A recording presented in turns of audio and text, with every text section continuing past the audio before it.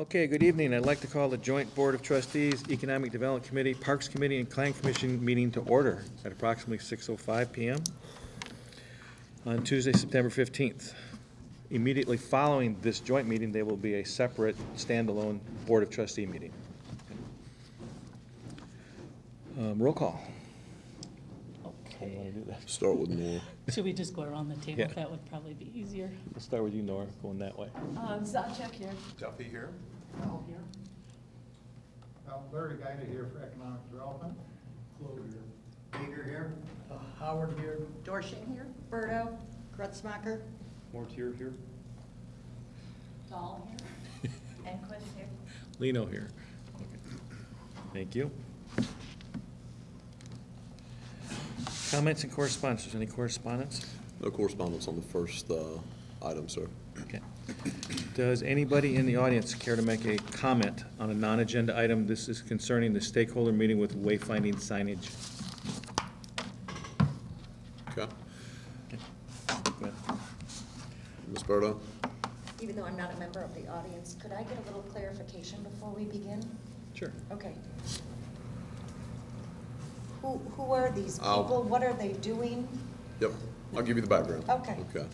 So the highway project and going through the highway project, we got notice from the DOT, and please let me know in the back if you can't hear. I'll speak up even more, but we got notice from the DOT in 2013 that all of the existing signage that we have throughout that project area is in conflict with the DOT's program. Either it's in the way of a sidewalk, it's in the right-of-way, it's in their temporary limited easement, whatever that would be. So they essentially went through the community, took photographs of lots and lots of things ranging from a sign to a pole or a bench, whatever happened to be in conflict. We took a look at a number of those signs, and in being here for some time, 2014, we took a look about, thought, okay, we're going to lose a number of these signs anyway due to age and deterioration. They're going to be moved, which means they're going to be uprooted out of the concrete ball that's holding them. Some of them may or may not survive. After the highway is realigned, your parking patterns will change. There are a number of new public parking lots that are coming online in 2016, and another one sometime probably in 2017 or 18 as we set funding aside for it over on the Braun property. There's some additional parking we put in 2014 by Berto's gas station. That's a public parking area. Parks Committee just approved a little bit of additional parking over here by the post office. So there's parking all the way around is a major concern. The other one is, how do people get from one place to another? Well, the speed limit on Bayshore Drive at 30 miles an hour really presents a problem for people in the in-season, largely because our signage is so close to the ground that all of the slats that are there are really not very readable at 30 miles an hour. In the wintertime, when there's no parallel parking in place, it is quite readable. So I made a recommendation to the Parks Committee that we take a look at wayfinding signage. The Parks Committee approved that recommendation, sent it on to Finance. Finance approved funding in 2015 to go out, seek a consultant to come in and develop a wayfinding signage master program, type design, and help us with the installation. So just so we're clear on funding, what we're talking about tonight is the study side of things. Funding will need to be made in the 2016 budget cycle to actually do acquisition and installation of signage. And what that cost will really depend on what Jamie and his crew come up with for installation and what you all pick out aesthetically if we decide to move forward with something. So Living Labs was the company that submitted the lowest cost appropriate bid. So they had a wonderful portfolio of work. They'd handled a number of communities. They're actually handling one of our neighbors right now, which is the village of Ephraim. That's where I ran across their contact information.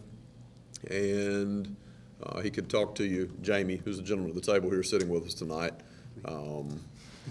They're out of Detroit, also have an office in Colorado, and they're eager to be here with us tonight and talk about wayfinding signage, what that is, what that entails, where it might be located, I know Jamie's got a whole presentation cooked up for us. On a side note, anybody that's in the audience that has not signed in on Living Labs paperwork, this is meant to be a very, very inclusive and dynamic process where there's a lot of public input sought, largely because it's not necessarily intended for, and I'm going to steal Jamie's phrase, the locals to get around. We know how to get around. It's for the first-time visitor who's coming here trying to find their way around, and what does that look like? So we ask an outsider's opinion on how to go about that navigation. With that said, Jamie, I'll turn it over to you unless anybody has any more questions. Cool. Thank you so much. It's a great town. I've spent a lot of time here, as Zeke knows, because we've been doing several projects over the past 3 years or so in Ephraim, and this is where we come to recharge, shall I say.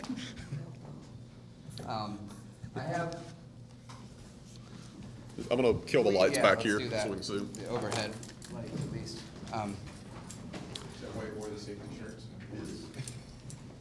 So we can find Zeke. We will find you, Zeke. That's why I wore that. Is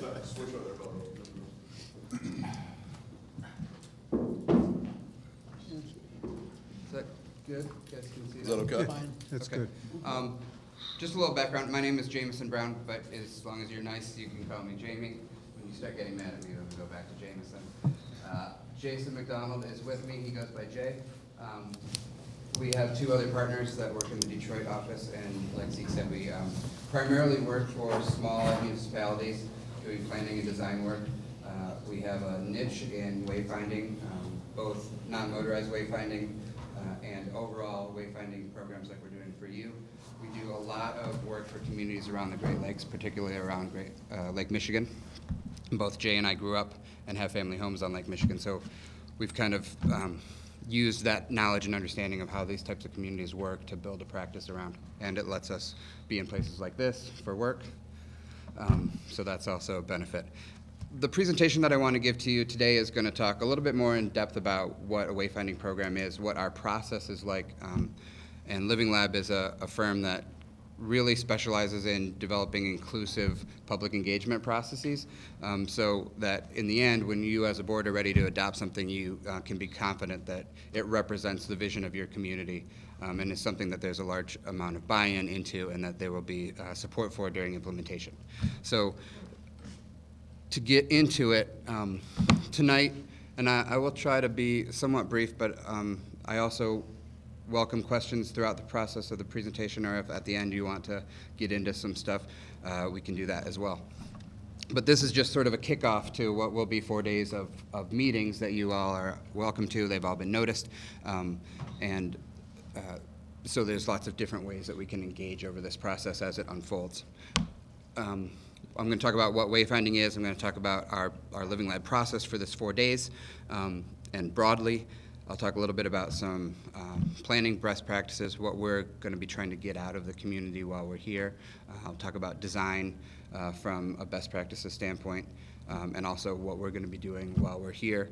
And then we'll talk about some of the next steps that Zeke mentioned, the things that will happen after an adopted master plan. So wayfinding, for those of you that don't know, is really about people getting oriented to a place quickly, hopefully, and concisely, and finding a way to their destinations, and giving them a way to sort of interpret a place. And like Zeke said, wayfinding is primarily geared toward the first-time user. So although our process is intended to develop a system that will add to your branding, will help people who come more frequently get a deeper understanding of a place, primarily the focus of a wayfinding is for people who have never been there before, so your tourists.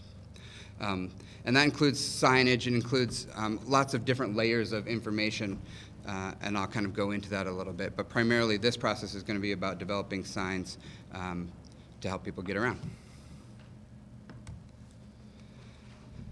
Our mobile lab process, and one of the reasons I think Zeke felt that we were a good fit, and the board for this project, was that our process is pretty engaging. We don't do our field work and then do some design work and come give you a presentation and you're kind of in the dark about how that happened.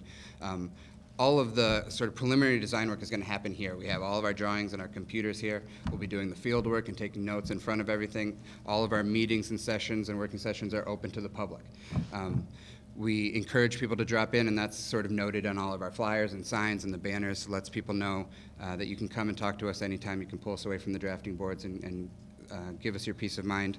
We've found over the years that people are less likely to speak up in a public setting sometimes than you need them to be, and so this gives people who are more interested in sort of a one-on-one to do that. And it also gives people who have jobs or kids, other commitments to find time throughout that day because we're working for 4 days. They have opportunity to fit in to our schedule. And the schedule is listed here, and these posters are posted all around. They've been up for about a month. So people have had sort of a heads up on what we're going to be doing and when.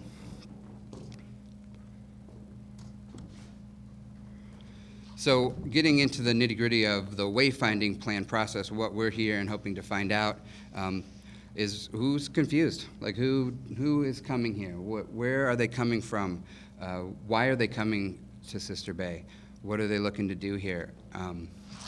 How did they get here? That's a big part of it when you get into the technical side of doing wayfinding design. Are they in a car? Are they walking? Are they on a bike? Those signs are all different, and there's standards and best practices for all of those.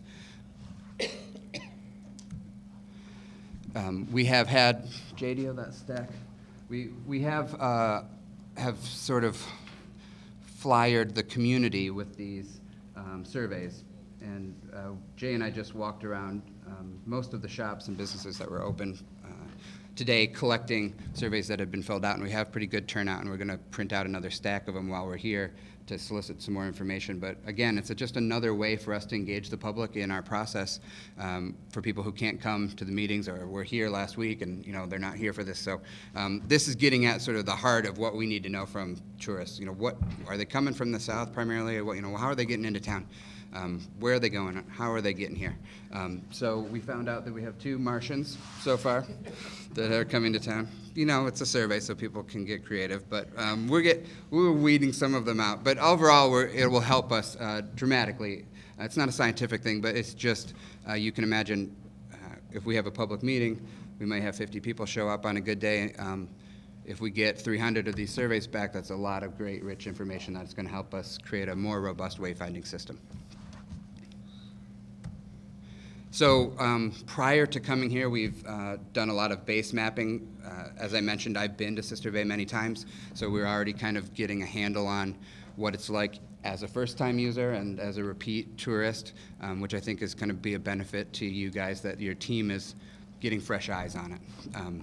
So we're collecting this information, and these drawings and this information is going to be the basis for our public engagement processes and for our design. So we're going to be having a town hall meeting tomorrow night that will be more of an interactive meeting where people will be able to kind of critique what we've started, let us know if there's other things, points of interest that they come to, some conflicts that they've had outside of the construction, which I'm sure everybody is having issues with, but putting their future goggles on and seeing when everything's done, that will help us get an idea of how to best help people wayfind. So these are sort of the overarching goals of a typical wayfinding project, and I think that they apply for the most part to Sister Bay as well. Primarily, obviously, is the functional aspect. We want them to be able to orient themselves to the place. They need to be clear and concise, and Zeke started to point out there are definitely standards when it comes to wayfinding signage, particularly for vehicles, that are best practices that we're going to want to implement that help things be readable and legible, and when you're driving that you actually don't miss the sign and you don't crash your car trying to read something. So that will be added into it. Obviously, we want these to be attractive. We want them to be an amenity for the community that build on the sense of place that people have here. So they need to be a place-based sort of solution, and that's, again, part of what we're going to be doing during our work here is gleaning out from the community, you all, our understanding of the physical environment. What design style, let's say, will help reinforce your brand in this sense of place here, and what makes Sister Bay special. And then all encapsulating all that is the fact that most of your roads are not within, or the main entry points are DOT county roadways. So that has a whole nother level of regulation on top of it and standards that we'll be working with. So we'll be kind of helping you work through that sort of system of hoops to create a signage package that hopefully does all these, hits all these goals, but also is something that they'll permit you to put in their right-of-way. For this project, the main things that we're going to be looking at are vehicular signs, bicycle facility signs, and pedestrian-oriented signs. And those categories are broken down, and we can get into that in a little more detail probably in the design phase, but just to give you an idea is that there are essentially best practices for all of these types of signs, and these are the kinds of things that we envision are likely to happen within this village in order to orient people that are coming by car or by or walking or on their bikes. And they basically also go kind of from most strict and most restrictive to most flexible. So when we're talking about creating signage, kiosks and maps and things that are oriented to the pedestrian that might be located at the marina for people getting off a boat, or might be located at a visitor center outside of right-of-ways that are owned by the DOT or the county, we have a lot more flexibility. When we're talking about putting a road sign in that's oriented toward vehicles on the state highway, we have not so much flexibility. So that gives you an idea of all the different kinds of things that we're wrestling with in order to get that vision that the community has into a constructible sign package. So in order to kind of get you guys thinking about what these things are like, and also maybe to break you out of what you're used to seeing in the village, we're going to go through a series of images that hit on some different types of styles that are most typically introduced, and some of these are ones that we've done. Some of them are ones that that have been implemented in other communities. All very successful, but all very different. So you get a kind of an idea of where we're going to be going with this process. So this is this is an image that's a very comprehensive signage package, basically. It has both branding and wayfinding signs incorporated in it, but you can see there's a very consistent stylistic theme and a somewhat historic, more detailed and ornate kind of design palette to this system.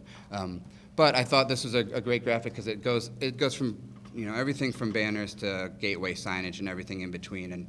And although we aren't Decatur, this, we're going to be thinking holistically about it, and in the end, we're going to be presenting to you a package that does kind of hit on many of these different categories and does have a consistent theme that ties them all together, even though they're going to be implemented on different people's right-of-way with different restrictions. That's going to be our goal. Another idea of just some interesting wayfinding signage that has uses fluted columns and some script and some things that are a little more decorative and maybe a little more colonial, historic. These are not necessarily appropriate here, just to give you an idea of sort of the variety of wayfinding signage that's out there. And most of these are compliant to a degree with many of the standards. Savannah just did new ones, and you can see they have a system that's pole mounted but also bollard style. Contemporary signage tends to be eye-catching. They tend to be found in more urban areas, but also they're attractive to younger. We find younger populations are attracted to this kind of signage. So it's eye-catching for sure. The use of bold colors. From a wayfinding standpoint, this obviously I don't think is sort of reinforcing the brand of Sister Bay, but it does kind of point out that when you have an eye-catching, popping graphic, that's useful for wayfinding, obviously, because you want people to see it, and it needs to be clear and concise. So some of the cues that are happening in contemporary signage are important, and I think things that we can learn from. Again, a very simple palette. This is kind of hard to see in the dark, but this is a very interesting wayfinding that's done with columns, four-sided columns. And lots of different information. I think this is also kind of interesting in that there's lots of layers of information. So you might see initially a color, and that color might be part of a system of wayfinding that lets you know you're in a district. But then as you look closer, there may be more information. Distances to locations are in there if you read into it, and then there's a graphic that ties things together. So again, just sort of lessons to learn and ideas and cues that we can take from other projects that might be appropriate. Blade signs, I think the interesting thing about looking into blade signs, and there's been a real resurgence in using blade signs, is Door County has sort of a history of using blade signs. You see the white arrow boards, very simple black on white. So that's kind of, I think we're showing some imagery that kind of speaks to that. There may be something in that, we thought initially, with the blade signs. They use blade signs at Disney. It's a very confusing place. It's useful. San Francisco just did a system with blade signs.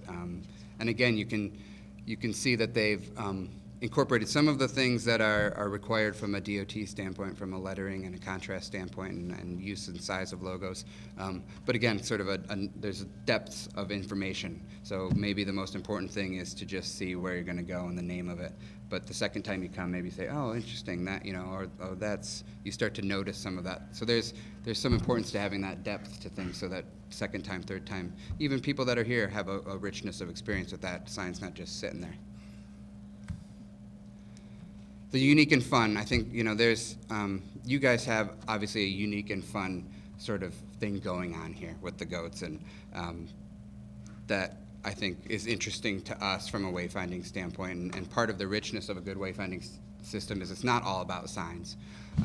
There's your historic landmarks are part of that system, and how people feel in a place is part of how they orient to it. And so I think, although these are just examples, I think there might be something to be said for limited use of sort of funky, fun things. Again, it's eye-catching, things that remind people Is that of a place. Pointing the way? Yeah, it's just made out of like turf grass.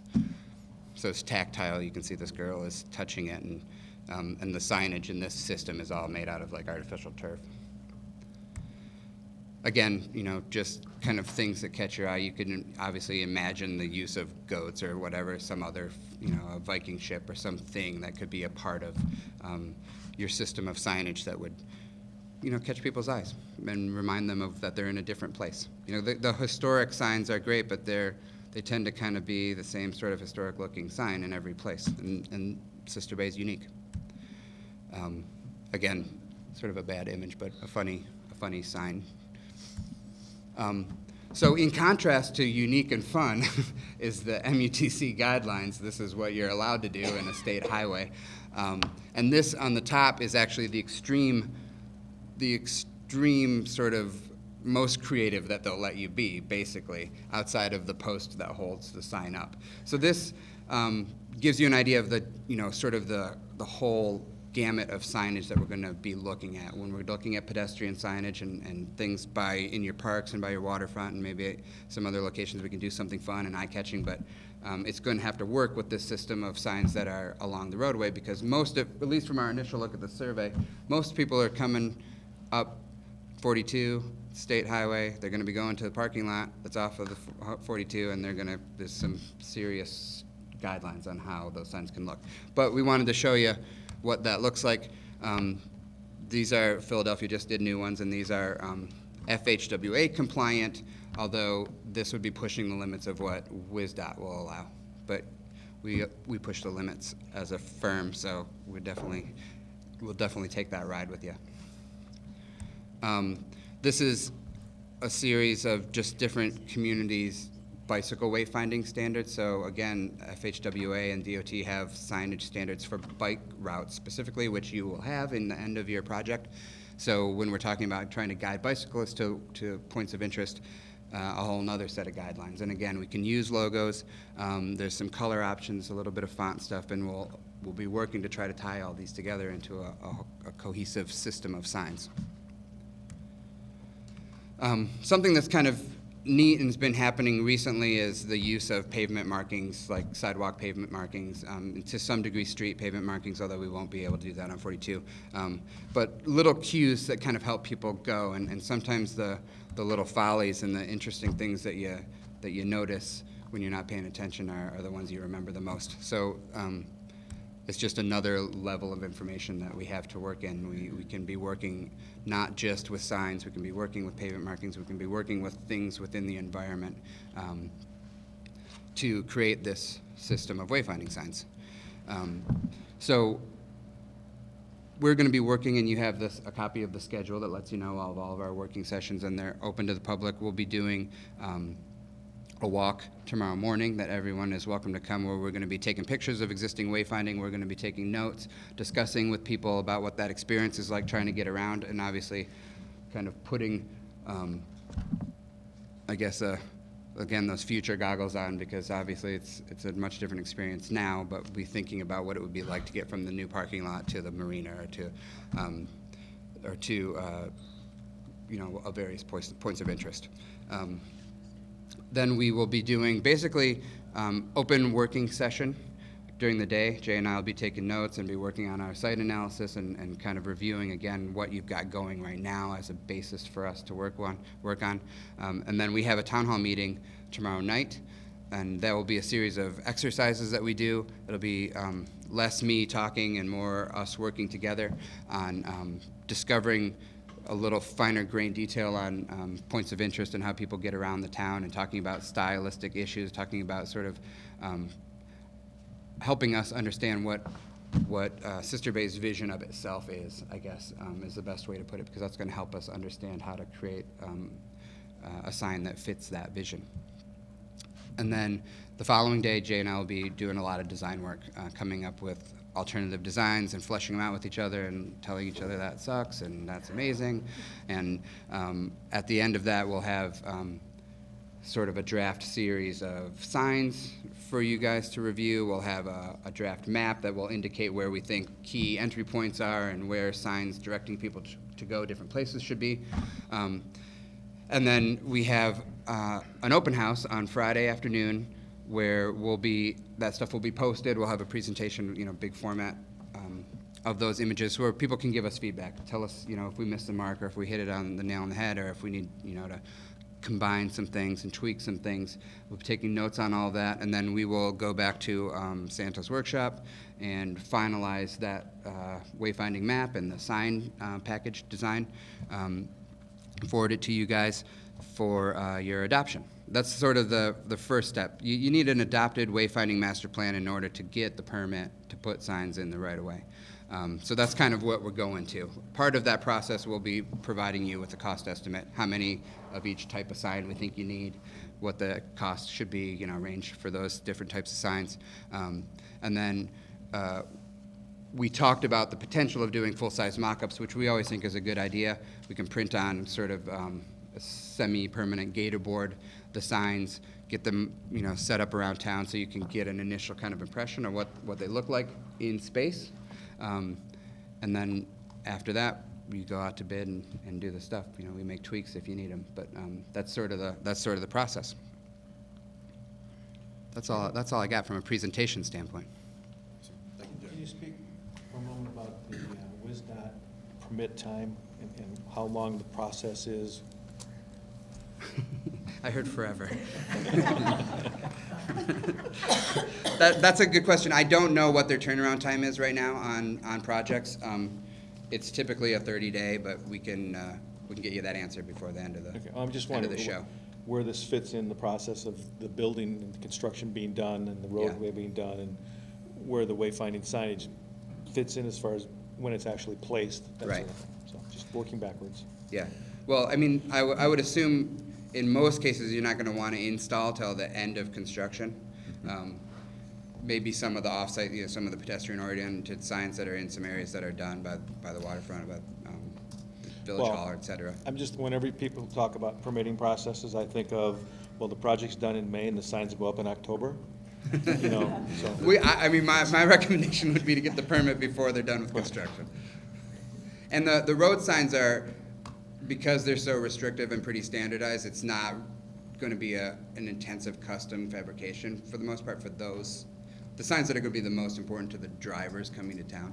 The other signs can be more laborious from a construction standpoint, and there's been some discussion about digital maps, which a lot of communities are going to now because it's easy to update. When new businesses come, you can change them without reprinting maps and taking apart signs and putting them back together. So, but that's all part of, I think, what we'll explore over the course of these couple of days, and will be part of our final deliverable.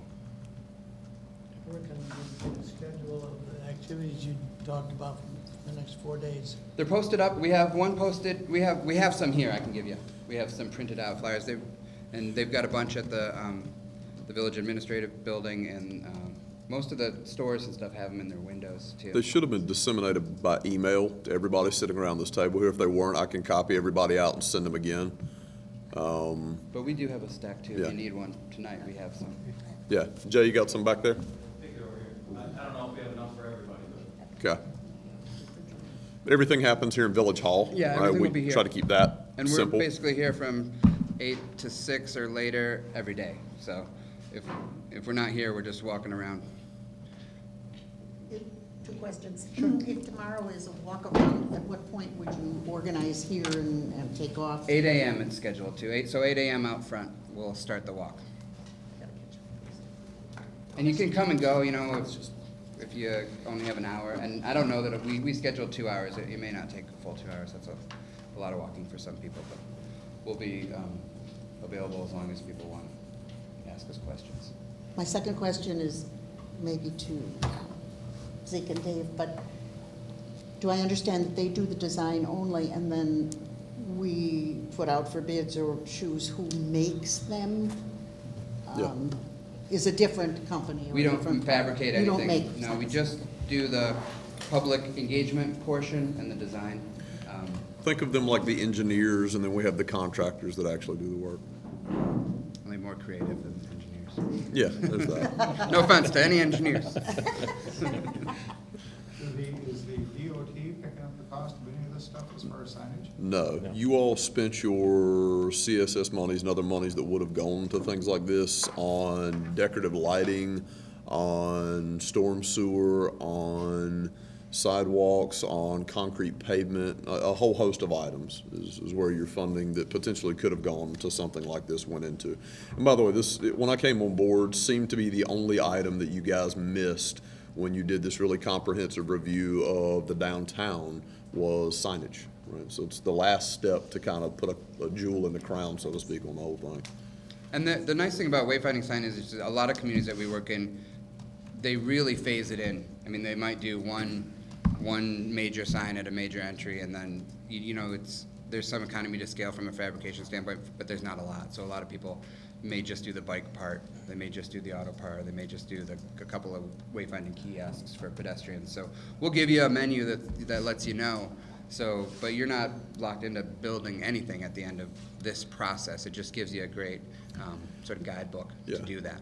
And to Jamie's point, we may bid it out and have several items that are bid alternates that allow us to select from the entire tab for a singular installation or pick them off bit by bit. Denise? My question is, they're going to be here for 4 days, do all of this work, there's an open house on Friday.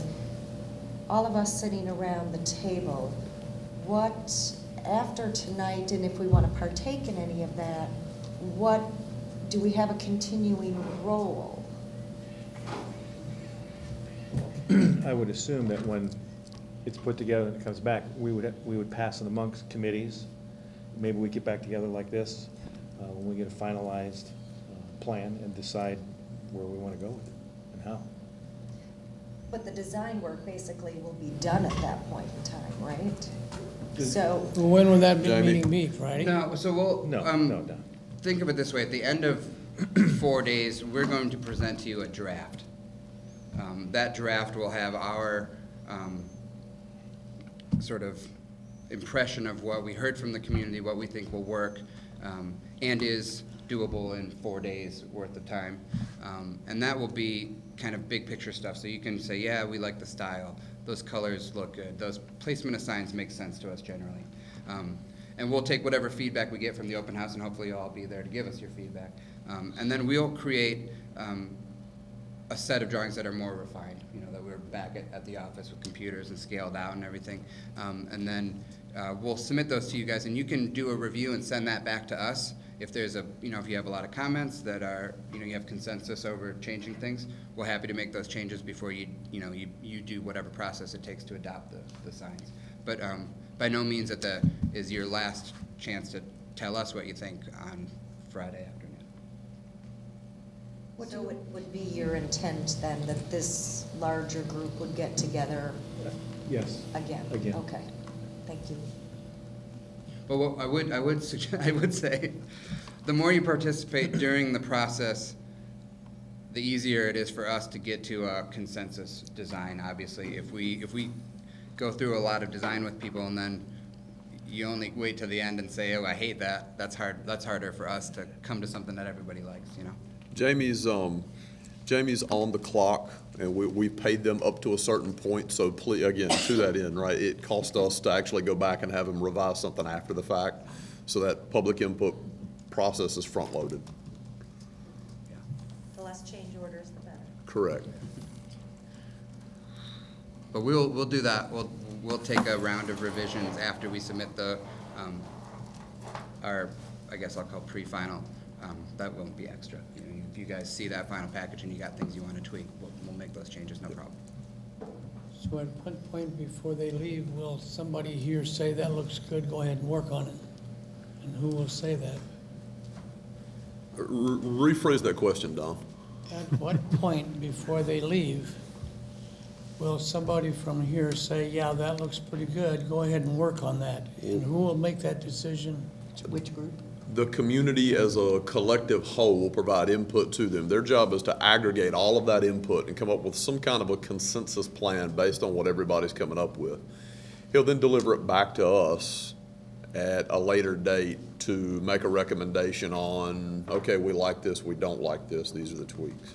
So We have, nobody- at the open house, I mean, in our experience, and I've been doing this for 22 years now, at the open house, we will have a really good idea of if people hate it or love it or are indifferent and what kind of things we need to do. Because it's not going to be a thing where we plop some things up and we walk out. We're going to be talking to people about it.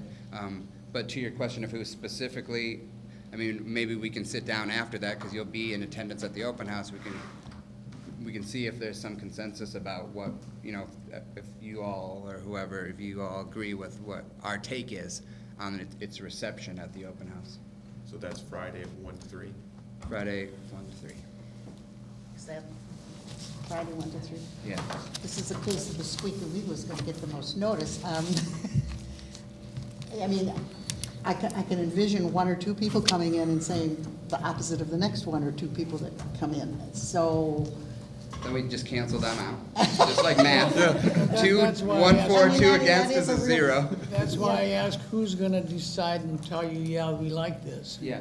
well, Don, I'm going to be That's a here good every question minute of every because day. we may or may not. Right, be in well, ultimately, agreement they're with gonna that, come and back so with what before they've they heard go from the off and community, they're start gonna come doing back some with a stuff, it would be draft. good. Well, we can, I mean, we can certainly, and we do this a lot. lot of times, we can provide you with all the stuff that happened over the 4 days with our notes on the open house and our impression in a, executive memo, and let you sit on it. That happens a lot, where the community will, dwell on that, and then you say, okay, well, we've heard what you said, we were at the open house, and here's our sort of final direction. And that's a fine process to me, too.